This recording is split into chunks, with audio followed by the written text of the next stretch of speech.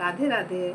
आज मैं आप लोगों को भगवान विष्णु के 9वें अवतार के बारे में बताऊंगी। उनका 9वां अवतार भगवान बुद्ध थे, जिनका जन्म कपिलवस्तु के राजा शुद्धोधन के घर में हुआ था। उनके जन्म के पूर्व ही उनकी माता ने स्वप्न में देखा था कि एक सफ़ेद हाथी उसके गर्भ में प्रवेश कर रहा है।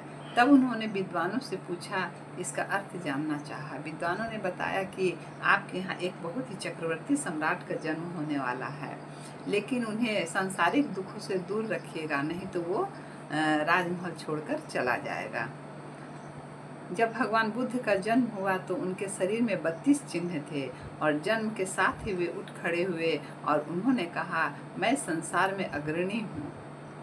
विद्वानों की कथा अनुसार राजा शुद्धोधन ने उन्हें महल में ही रखा और 16 वर्ष की ही आयु में उसका विवाह कर दिया। एक बहुत ही सुंदर कन्या यशोधरा से उनका विवाह हुआ। उनका एक पुत्र भी हुआ जिसका नाम था राहुल।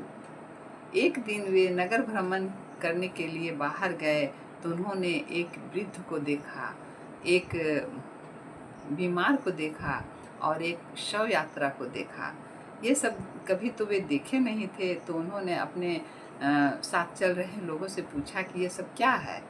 तो सब ने बताया उन्हें कि ये बूढ़ा है, ये बीमार है और एक ये इनकी मृत्यु हो गई है, इनकी शव यात्रा जा रही है। ये सब देखने के बाद भगवान बुद्ध के मन में बहुत ही दुख होता है, उन्हें संसारिक दुखों का ज्ञात हो जाता है और 19 वर्ष की आयु में ही एक रात उन्होंने अपनी पत्नी और बच्चों को छोड़कर घर त्याग कर चले जाते हैं। और जाते जाते वे एक पीपल वृक्ष के नीचे पहुंचते हैं, जहां उन्होंने कठिन तपस्या की और ज्ञान प्राप्त किया। उसके बाद वे भगवान बुद्ध कहलाए और उनका चलाया हुआ धर्म बौद्ध धर्म कहलाया। इस तरह बौद्ध धर्म के अनुयायी आज भी बहुत सारे हैं। देश में विदेशों में भी इस धर्म का पालन होता है और लोग इसके अनुयायी हैं। इस प्रकार मैंने 9वें अवतार की कथा आप लोगों को कही। इसके साथ ही कथा समाप्त होती है। राधे राधे। 10वें अवतार कल्कि अवतार के बारे में आप लोगों को फिर बताऊंगी।